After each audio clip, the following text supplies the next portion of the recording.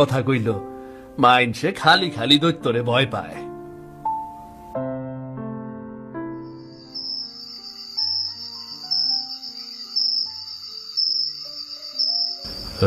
তুমি এত বড় মানুষ তো না, তাও আবার আমার খাবার খাইলা। ভয় লাগতাছে ঠিকই, কিন্তু তোমারে খাওয়াইতে পাইরা মনটা কেমন জানি শান্ত হইয়া গেল।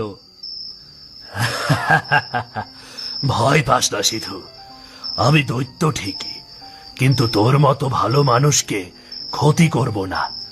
তুই যে আমাকে ভয়ে তাড়িয়ে দিসনি, বরং খাবার দিচ্ছিস, এতেই তো তুই আমার বন্ধু হয়ে গেছিস রে। বন্ধু?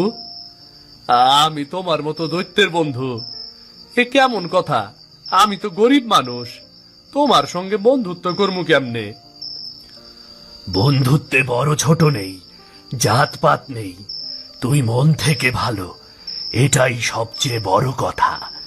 আমি বহু যুগ ধরে ঘুরি, জীবনে বহু মানুষ দেখেছি, কিন্তু তোর মতো কাউকে পাইনি আমি।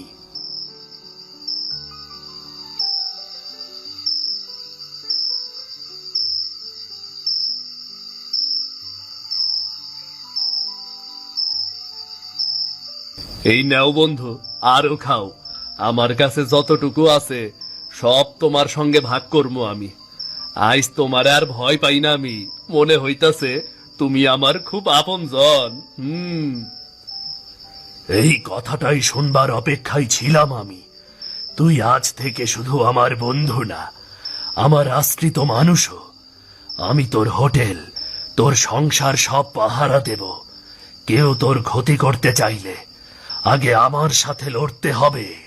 তুমি তো মানুষ না, তুমি যেন সৃষ্টিকর্তার পাঠানো কোনো দূত।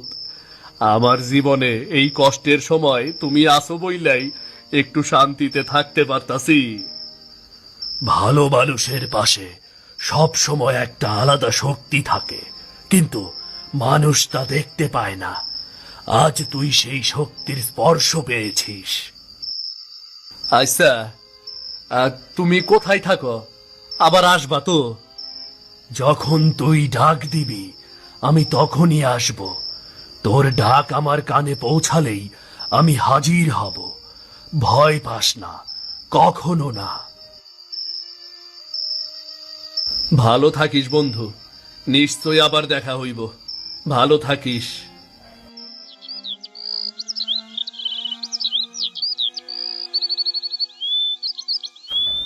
ওরে ভাই, সিধুর হোটেলে আসলে মনটা ভরে যায়।